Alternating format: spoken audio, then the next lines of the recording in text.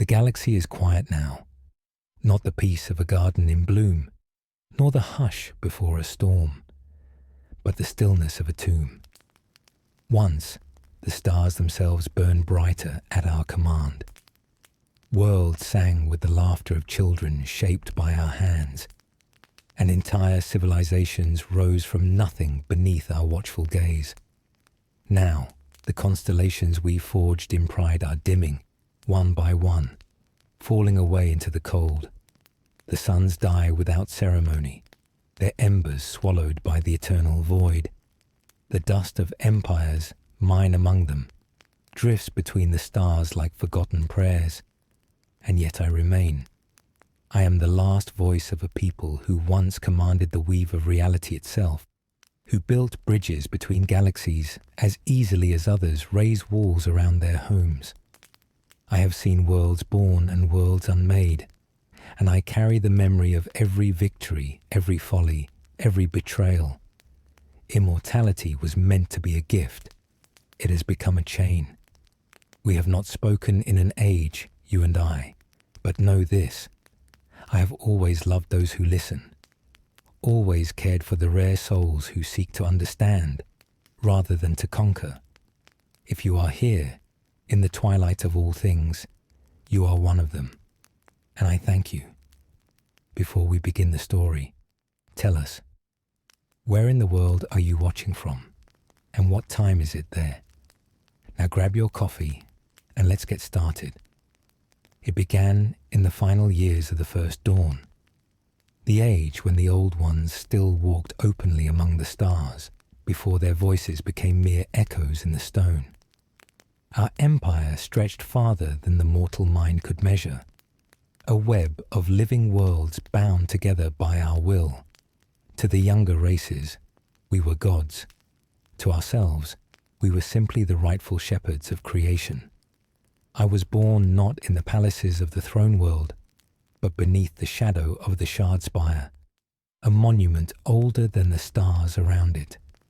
They told me my destiny was written in the shaping of the galaxy, that I would one day command fleets of living ships, weave the paths of worlds, and carry the banner of the eternal throne. They were not wrong. What they did not tell me was that the greater the crown, the heavier the blade that hangs above it. By the time I ascended, the cracks in our dominion had already begun to form. At first, they were invisible. The subtle shifting of loyalties, the quiet ambition of lesser lords, the murmurs of doubt that no one dared speak aloud. We had ruled for so long that we no longer believed we could fall. And so, we did not see that the seeds of ruin had been planted in our own soil. The council was my inheritance. 12 seats, each filled by a being as old as the stones of the palace itself. They had guided my predecessors with loyalty forged in the fires of the war in heaven. But I sensed even then that their allegiance to the empire was not the same as their allegiance to me. My most trusted among them was Caliph, the silent advisor, whose counsel was rarely given, but always sharp enough to cut through the veil of ceremony.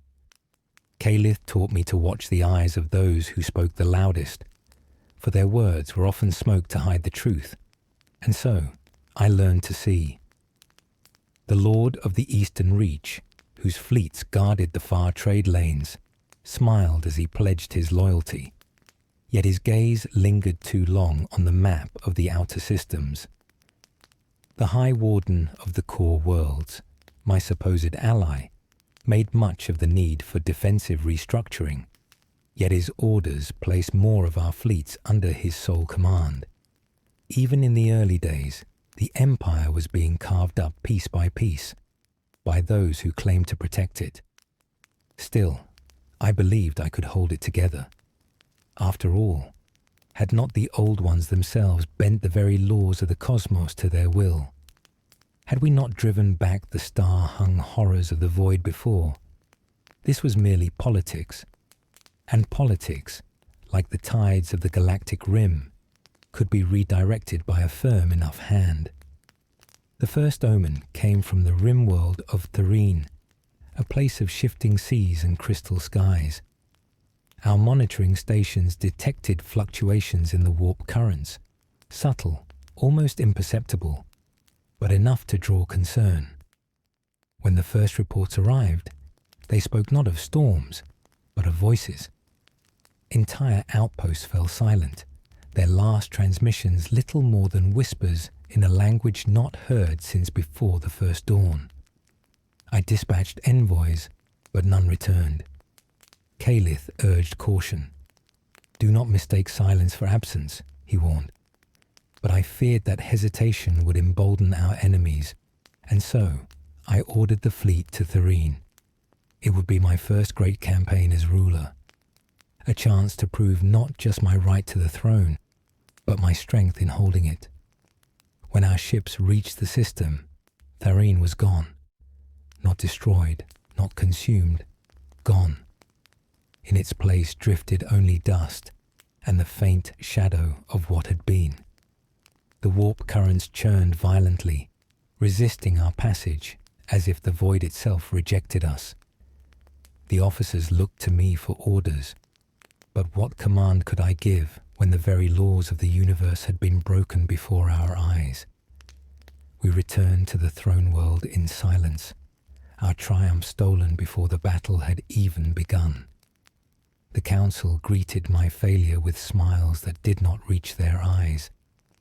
Whispers followed me through the grand halls, murmuring of an empire whose ruler could not protect its worlds. In the chambers where I had once walked in certainty, I now moved like an intruder. It was then that the dreams began. They came without warning, vivid as memory. An ocean of black stars, a voice calling my name from beyond the edge of time, a vision of myself standing alone in a galaxy of ash. I would wake in my private chambers with the taste of dust in my mouth and the faint hum of power in the air, as though the dream were not merely imagined but imposed. I did not speak of them to the council. I did not even tell Caliph. To share such visions would be to admit weakness, and weakness, in our court, was a scent that drew predators. Instead, I sought the hidden archives beneath the shard spire, the same place I had played as a child, where the Old One's runes still glowed faintly on the stone. There, I read of powers bound in the earliest days, entities so vast and alien that even we had not dared name them. The text spoke of bargains struck in desperation, of weapons forged to win the war in heaven, and of the debt that would one day be called due. That was when I began to understand. Naration's vanishing was not an accident. The voices in the void were not random echoes. Something older than the Empire was moving in the dark, and it had already reached into my mind. But I was not ready to face it. Not yet. For in the shadowed corners of the council chambers, another battle was being prepared, and this one would be fought not against the void, but against my own. The first whispers of betrayal had begun. The Old Ones, as ancient as the stars themselves, had built a kingdom unlike any other, a web of light and shadow woven across the galaxy. Their ambition was not mere conquest, but creation. Life sculpted from the void, civilizations crafted as art, time itself bent to their will. They were architects not only of worlds but of existence, and immortality was the cornerstone of their legacy. Yet such grandeur always bore a price. I had grown beneath the towering shard spire, its ancient stones humming faintly with the echoes of forgotten power. Caliph, my silent advisor, had taught me to listen to those echoes, not for knowledge alone, but for the warnings etched into every rune and scar. He was a figure cloaked in mystery, his loyalty a steady flame amid a sea of shifting loyalties. His eyes, dark and unreadable, watched me more than they looked upon me. With him by my side, I felt the weight of my throne less crushing. but no less real. The council chambers were a place of whispers and veiled threats. Each seat was occupied by an immortal elder, their faces as worn as the stars, their ambitions burning quietly beneath serene masks. Among them was Valen, Lord of the Eastern Reach, a man whose fleets patrolled the forgotten trade routes and whose smile concealed sharper edges than any blade. He pledged loyalty to me in ceremony, but I knew better than to trust his words. And there was Leora, High Warden of the Core Worlds, her presence commanding and cold, ever advocating for defensive restructuring that seemed to place more power in her hands and less in mine. Politics among the immortal was a dance as old as time itself, a game where betrayal wore the guise of counsel and friendship was a weapon. Yet even in this fragile web, I believed in the bonds forged through eons of shared war and hardship. We were more than rulers. We were survivors of the war in heaven, custodians of knowledge so profound it threatened to unravel the minds of lesser beings. But that belief was to be tested. I summoned Calith to my chambers one evening, beneath the light of the dying twin moons. His gaze was steady as ever, but beneath it flickered the faintest shadow of concern. "They stir in the darkness," he said simply. I nodded, understanding without needing elaboration. The strange warp currents near Therine were not a natural phenomenon, and the disappearance of the frontier world weighed heavily on my mind. Yet there was more, a subtle shift in the fabric of the Empire, a whisper beneath the roar of warships and council decrees. "Have you sensed it? The fractures beneath the surface?" I asked. Calith's eyes darkened. "The old ones are not immune to the rot that consumes all things. Immortality does not guarantee unity." He was right. The Empire was fracturing, quietly but irrevocably. Lords once loyal began to question, their ambitions quietly stretching beyond their domains. Valen's fleets moved with unusual precision. Leora's demands grew more insistent, and murmurs of dissent threaded through the lower ranks like poison. I sought to bind these fractures with law and decree, but each edict seemed only to widen the gap. It was a puzzle with no clear solution, a war fought not with weapons, but with whispered promises and veiled threats. Calith warned me to be patient, to watch and wait. But patience was a scarce commodity when the shadows lengthened and the stars dimmed. Amid these growing tensions, a new figure emerged from the depths of the Empire. A commander known as Seranth, fierce and unyielding, whose loyalty was as fiery as his ambition. He commanded the Empire's most advanced living ships, vessels capable of bending reality itself. Seranth was a man who saw the Empire not as a relic to preserve, but as a forge to remake in his own image. His presence stirred unease among the council, and I knew his allegiance was uncertain at best. One night, Calith and I observed from the Shardspire as Seranth's fleet passed through the orbit of the throne world, its prow cutting through the void like a spear of living metal. I wondered what price such power demanded, and what shadows danced behind Seranth's fiery eyes. Even with all my years, I felt a tremor of doubt creep into my soul. The empire I had inherited was not the empire I had been taught to rule. It was fragile, haunted by betrayal, and on the brink of war, not just with the ancient forces lurking beyond the stars, but with itself. As I pondered these truths, Calith's words echoed in my mind. To shape the future, you must first master the past. So I turned once more to the ancient texts hidden beneath the Shardspire, seeking wisdom in the bones of our ancestors.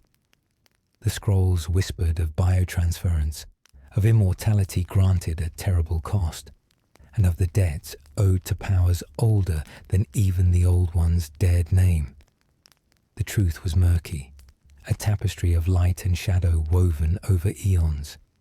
And yet, beneath it all, a question gnawed at me. What price would I pay to save what remained? For now, the Empire held its breath. But the tides of fate are relentless, and soon, the fractures beneath the surface would no longer be hidden. The ancient vaults beneath the shard spire were colder than I remembered. Stones older than memory sealed secrets that whispered to me in the silence, a language not meant for mortal ears. Here, among dust and shadows, I sought the truths no counsel dared confront. Kayleith's caution echoed still in my mind.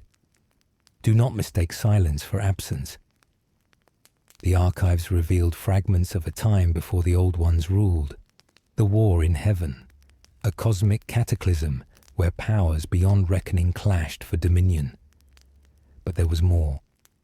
Half-forgotten bindings, pacts etched in the fabric of reality itself, and entities imprisoned but never destroyed.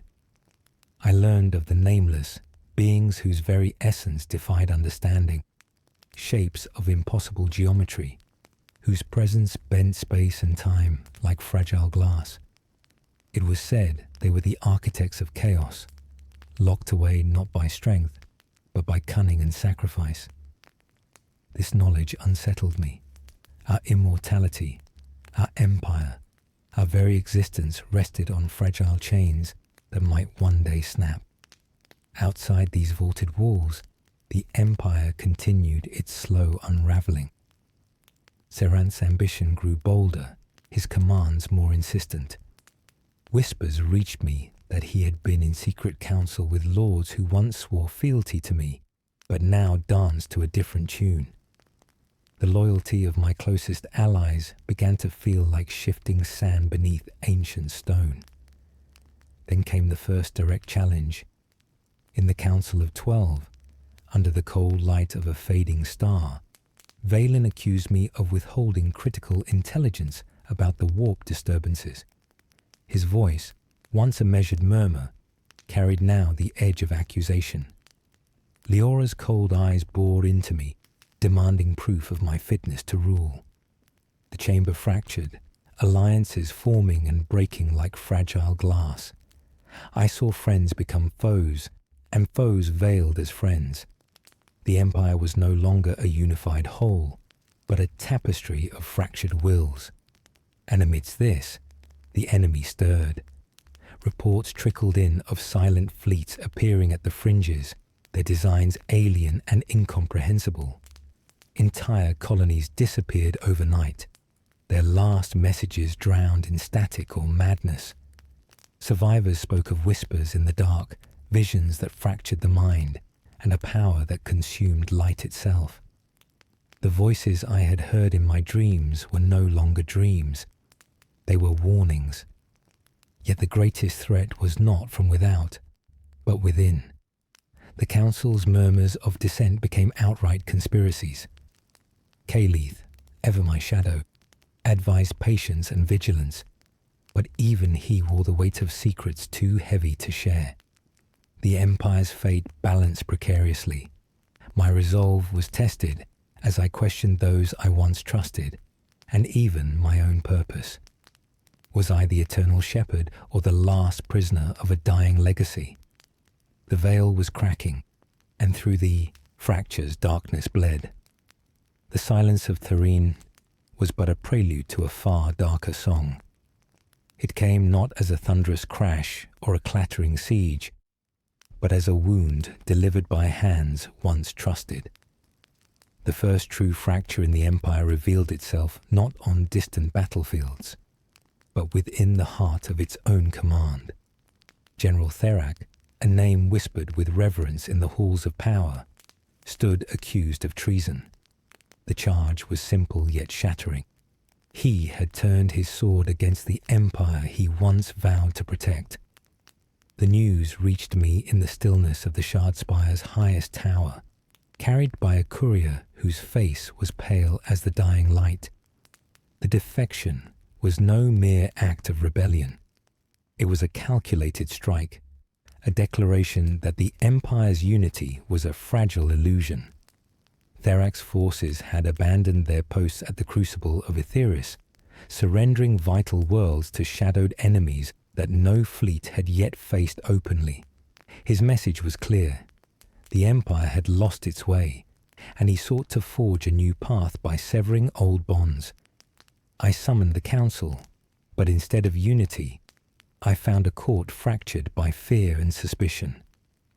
Valen's eyes gleamed with a hunger I had not seen before, while Leora's silence spoke louder than any condemnation.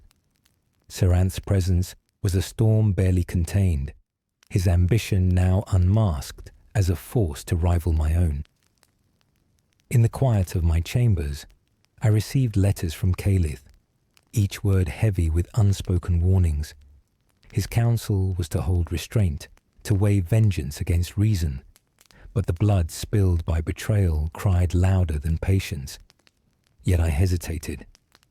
The weight of immortality pressed down upon me like the endless void. I was not merely a commander of armies, I was the living memory of a people who had shaped time itself. To retaliate without cause could fracture the Empire beyond repair. In the dead of night, I found myself alone beneath the shard spire's cold light, staring into the void that had swallowed Tharine and now threatened to engulf us all. My mind churned with doubt and regret. Was this the price of eternity? To watch friends become foes and to carry the burden of 1,000 lost lives? Therak's betrayal was not merely political, it was personal. For beneath the layers of command and loyalty lay memories of shared battles and whispered promises. The man who had turned against me was once a brother in arms, a companion on the edge of oblivion. And so, the Empire's slow descent into chaos continued, not with the roar of war, but with the quiet fracture of trust. The void beyond our borders whispered secrets too terrible to name.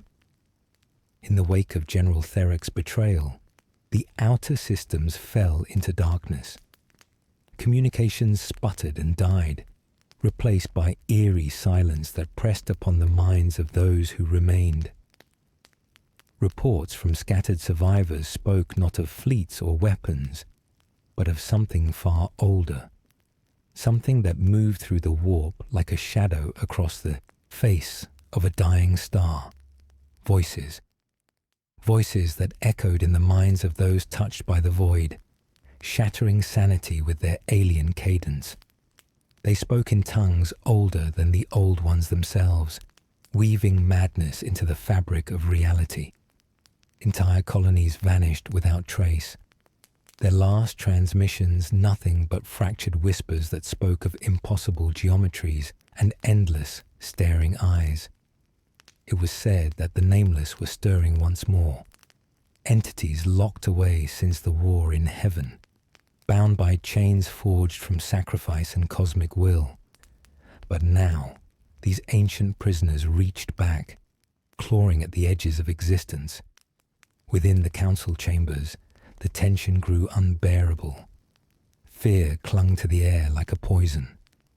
Valen, ever the opportunist, urged a swift military response, calling for the deployment of all available fleets to fortify the border worlds.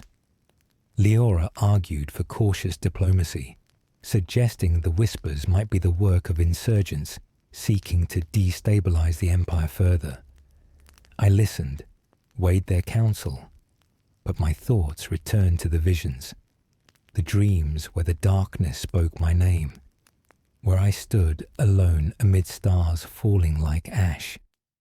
Calith remained my steadfast shadow, but even he could not conceal the worry etched into his features. His silence was heavy with knowledge he dared not share. The advisor who had once counseled patience now warned of imminent calamity. The outer rim was aflame, not with fire, but with dread. As the Empire's fleets prepared for an enemy they barely understood, I grappled with my own uncertainty. How could one fight a foe whose very nature bent the laws of existence? How could immortality shield against a darkness older than time? The voices in the void promised revelation and ruin in equal measure. They whispered of debts unpaid, of bargains struck in desperation, of a reckoning that would consume all. In the midst of mounting paranoia, even the most loyal began to question. Whispers of conspiracies grew louder, and I saw the seeds of doubt take root in the hearts of those who served beside me.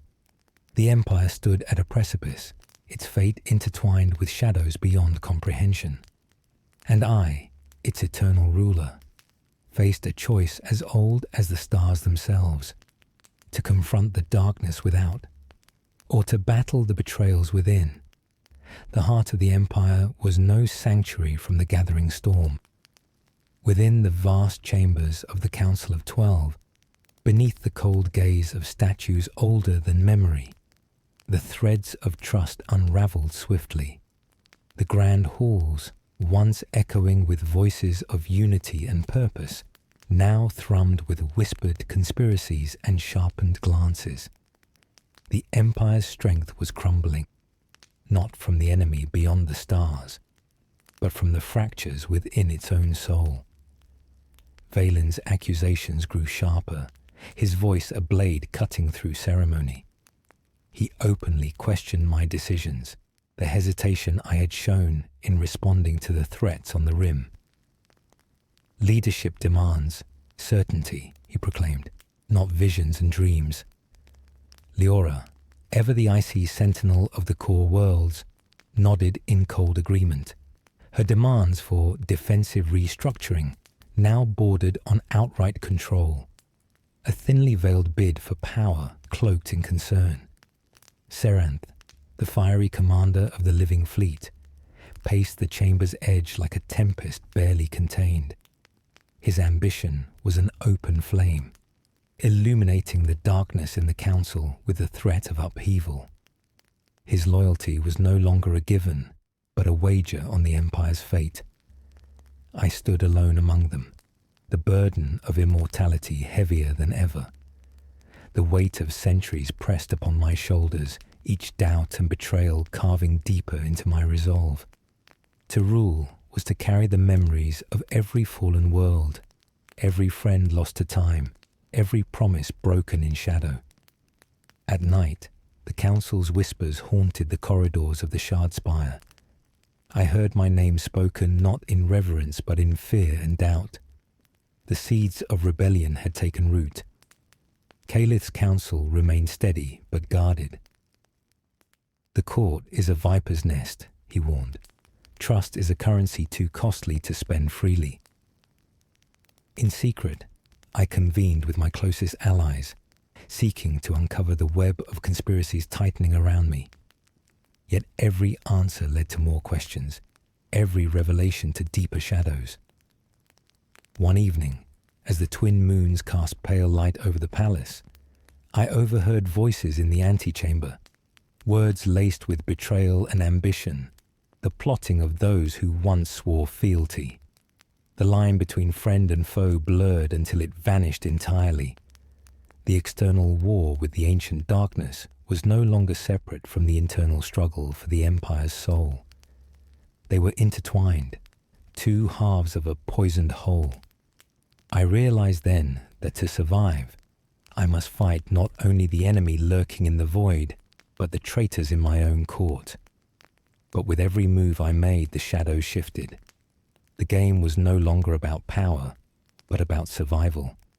And in this game, there were no true victors, only the remnants left to bear the scars. The outer rim was ablaze, not with the golden fires of celebration, nor the fleeting glow of victory, but with the harsh, unyielding blaze of war. The distant bastion world of Cala Prime, once a jewel in the Empire's crown, now smouldered beneath an armada bearing sigils older than memory, twisted shapes that bent the eye and frayed the mind. Our fleets clashed among the stars, titanic leviathans of living metal against enemies whose forms seemed woven from nightmare.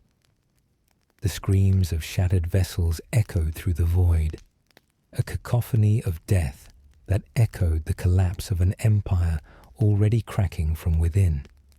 Yet the true battle was not in the skies above Calaprime, but in the marble halls of the capital. The rival commander, Seranth, seized the moment of chaos to press his claim, demanding emergency powers in the name of securing the Empire's future. His words carried the weight of inevitability, backed by the threat of his living fleet's devastating power. The Council, fractured and fearful, faltered. Some saw in Seranth a savior, others a tyrant.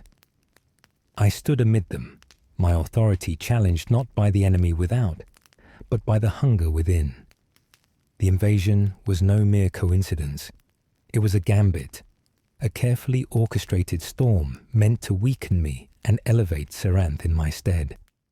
As the fires of war consumed the outer rim, I watched alliances crumble and old friendships fracture into shards of suspicion and ambition. Valin's fleets maneuvered with unsettling precision, their true loyalties veiled beneath layers of loyalty and deceit. Leora, ever the cold strategist, wielded her influence like a blade, carving away at the Empire's defenses to consolidate her power. I felt the weight of centuries bearing down, a crushing force threatening to extinguish the last embers of my reign. Amidst the chaos, Calith remained my silent counsel, his gaze a steady beacon in a galaxy drowning in storm. But even his presence could not still the storm raging in my heart, for the Empire was no longer a single entity, but a battleground, between the ancient enemy clawing from the void and the traitors who walked my halls. And in this crucible, only the strongest would survive. The night sky above the throne world was stained with shadows. Even the stars seemed to recoil, their light dimmed by a presence that defied comprehension. The nameless had stirred, entities not bound by mortal laws, their forms shifting like smoke, their whispers weaving madness into the minds of the strong and weak alike. Reports from the outer rim grew darker with each passing day. Entire fleets vanished, swallowed by the warp's twisting currents. Colonies once vibrant with life now lay silent, their inhabitants lost to insanity or something worse. In the heart of the Empire, the Council's discord had fractured into open hostility. Seranth's power surged like a wildfire, his command of the living fleet unchallenged. Valen and Leora, once uneasy allies, now engaged in veiled war, each maneuvering for control in the Empire's crumbling core. I watched from the shard spire, burdened by visions and betrayal. The dreams had evolved, no longer distant warnings but vivid horrors. Starless voids filled with eyes, voices that whispered my name in tongues forgotten by time. Calith urged caution, yet even his silence betrayed the fear we both bore. The nameless were more than myth. They were a plague upon the stars, a darkness ancient and eternal. The Empire's fate hinged on fragile alliances and desperate choices. The betrayals within were as deadly as the threat without. And as the shadows lengthened, I realized that to save what remained, I would have to confront not only the nameless, but the ghosts of my own making. The throne room, once a place of unyielding order, had become a battlefield of broken promises. Stone pillars, etched with runes of ancient power, bore silent witness to the whispered plots and shattered alliances that now defined the Empire's heart. The very air thrummed with tension, a symphony of suspicion that echoed through the vast chamber. Seranth's rise was unstoppable. With fleets that bent reality and a will as unrelenting as the void itself, he pressed his claim with calculated precision. His supporters swelled in number, emboldened by his vision of an empire reborn through fire and blood.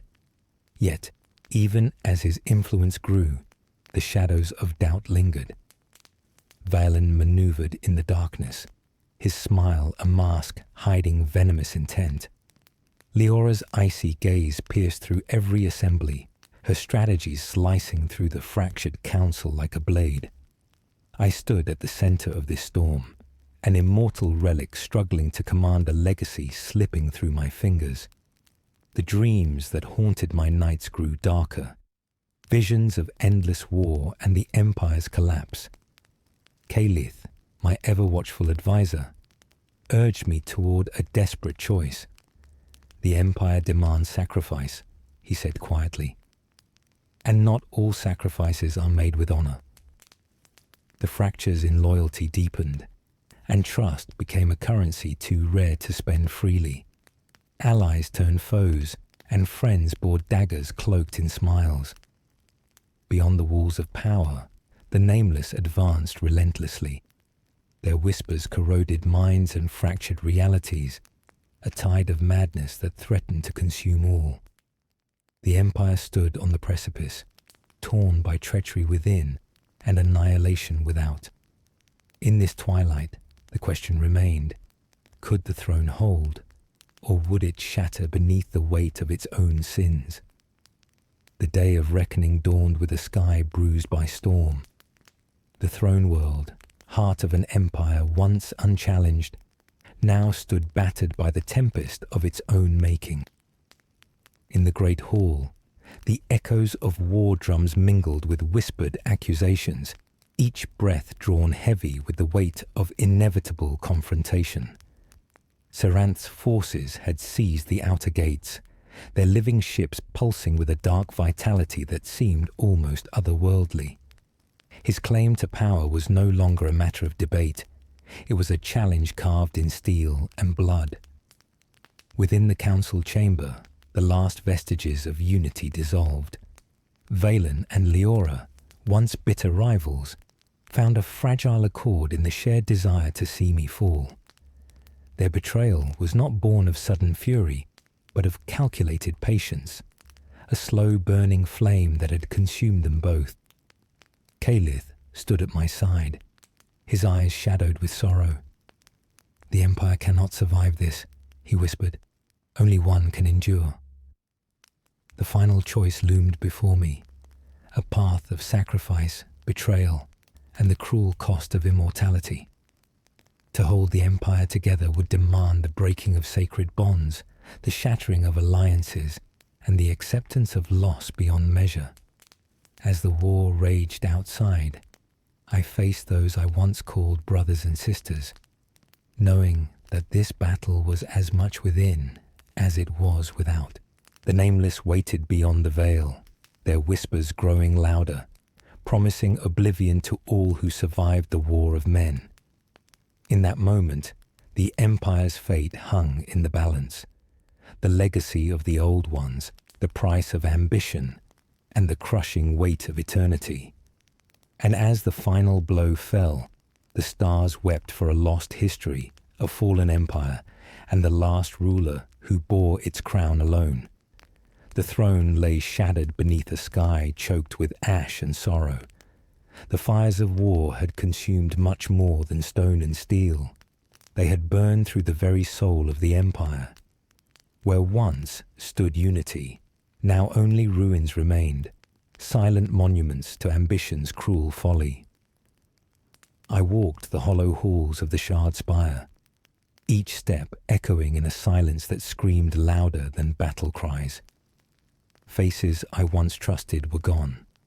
Some fallen in battle, others vanished into shadow, swallowed by betrayal. Calith's voice was a fragile thread in the darkness, reminding me that survival was not victory. The Empire breathes, but it is broken. Seranth had vanished in the chaos, his fate as uncertain as the future we now faced. Valen and Leora clung to remnants of power, their rivalry twisted by desperation. The Nameless, though pushed back for now, had left scars deeper than any weapon could inflict. Their whispers haunted the edges of consciousness, a constant reminder that the true enemy was not merely flesh and blood, but the darkness beneath. I stood on the precipice of an empire reduced to ash and memories. Immortality, once a gift, now felt a curse, an endless burden to carry the weight of all that was lost. Yet in the ashes, a spark endured, a fragile hope flickering against the void. The Empire's story was far from over, but the cost of survival had forever changed its course. The galaxy held its breath beneath a veil of silence. After the fires had died and the shattered remnants of the Empire lay scattered among the stars, a cold stillness settled over the throne world. The once vibrant halls of the Shard Spire now echoed only with the whispers of ghosts, memories etched in stone and sorrow. I stood alone, the weight of immortality pressing down like a tombstone upon my shoulders. Time had become both my ally and my tormentor, each endless century a reminder of loss too profound to bear. Calith's absence was a hollow ache, his counsel silenced by the tides of fate. Without him, the shadows fell darker, the loneliness deeper. The nameless had retreated, for now, but their presence lingered like a poison in the veins of the cosmos. Their whispers promised return, an eternal echo of the darkness that lurked beyond understanding. Within the Empire's fractured heart, new powers stirred, survivors seeking to claim shards of a broken legacy. Valen and Leora's rivalry gave birth to factions, each vying for control in the vacuum left behind. I pondered the cost of eternity, the endless burden of watching empires rise and fall, of bearing the scars of betrayal and war. Immortality was no salvation but a sentence. Yet amidst the silence, a faint light flickered, a promise that even in the deepest shadow, hope might endure. The story of the old ones was written in blood and stars, in sacrifice and sorrow. And though the Empire lay in ruins, its echoes would shape the fate of the galaxy for eons to come. The gathering was somber, beneath skies bruised by the dying light of distant suns. The last conclave of the Empire convened in the shattered halls of the Shard Spire, a final attempt to grasp at what remained of unity. The air was thick with regret and weary resolve. Faces once proud now etched with the weight of countless betrayals and sacrifices. Saranth's name was spoken in hushed tones, a spectre haunting the fractured council. His absence was a wound that festered, his ambition both a beacon and a curse. Valen and Leora stood as reluctant co-regents, their fragile alliance born of necessity rather than trust. Their eyes bore the scars of war and the shadows of guilt, knowing that the Empire's fate balanced on a knife's edge. I watched from the shadows, the eternal ruler burdened by centuries of memories and the crushing cost of command. The immortality that once seemed a gift now felt like chains forged from endless grief. The conclave's purpose was clear: to decide the Empire's path forward, or its final descent. Voices rose and fell, arguments torn between hope and despair. Some called for total reconstruction, a rebirth through fire. Others urged surrender to the encroaching darkness, a bowing before fate. I spoke last, my voice steady despite the storm within. I offered a choice, not of submission, but of sacrifice. To bind the Empire's fractured pieces, I would relinquish the throne, transferring my essence into the ancient biotransference chamber, a last gamble to preserve the Old One's legacy. The chamber was both salvation and curse, a means to transcend mortal limitations, but at the cost of losing oneself to endless cycles of resurrection and solitude. Valen and Leora hesitated, their expressions torn between hope and fear.